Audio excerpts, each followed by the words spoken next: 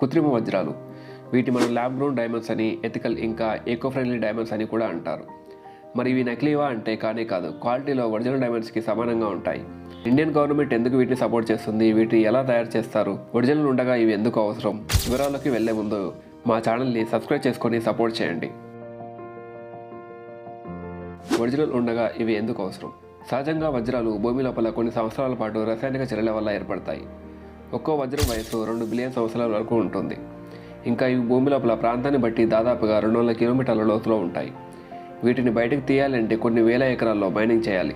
చాలా శ్రమ ఉంటుంది. ఈ మొత్తం ప్రక్రియలో చాలా సహజ వనరులు ఎఫెక్ట్ అయి పర్యావరణం దెబ్బతింటుంది. అదే కృత్రిమ వజ్రాలు అయితే చాలా న్యాయబద్ధంగా కొన్ని వారాల్లోనే ప్రైవేట్ ల్యాబుల్లో తయారు చేసుకోవచ్చు. గవర్నమెంట్ ఎందుకు వీటిని సపోర్ట్ చేస్తుంది? క్వాలిటీలో ఒరిజినల్కి వీటికి అసలు తేడా ఉండదు. ధర కూడా 50 నుండి 70% వరకు తక్కువ ఉంటుంది. ఇప్పటికే వీటిని డైమండ్ కటింగ్ టూల్స్లలో, విద్యుత్ తయారీలో ఒరిజినల్స్కి బదులుగా వాడుతున్నారు. ఒరిజినల్ వజ్రాలు తీసే సమయంలో చాలా ఇబ్బందులు ఉంటాయి. అన్నిసార్లు ఇది గవర్నమెంట్ కంట్రోల్లో ఉండదు. ఎందుకంటే ఈ ప్రక్రియలో చాలా దశల్లో అన్యాయమే ఎక్కువ ఉంటుంది. హ్యూమన్ రైట్స్ కానీ, గవర్నమెంట్ రూల్స్ కానీ ఇలా.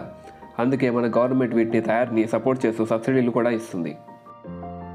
వీటిని ఎలా తయారు చేస్తారు? ముఖ్యంగా 2 పద్ధతులు ఉంటాయి. అది ఒకటి HPHT, high pressure high temperature. రెండవది CVD, కెమికల్ వేపర్ డిపోజిషన్. కంపెనీలు తమ సొంత ల్యాబుల్లో ఈ 2 పద్ధతుల్లో డైమండ్ శాంపుల్ సీడ్స్పై కొన్ని రోజులు కృత్రిమంగా ఎక్కువ పీడనం వేడిని పెంచి తయారు చేస్తారు.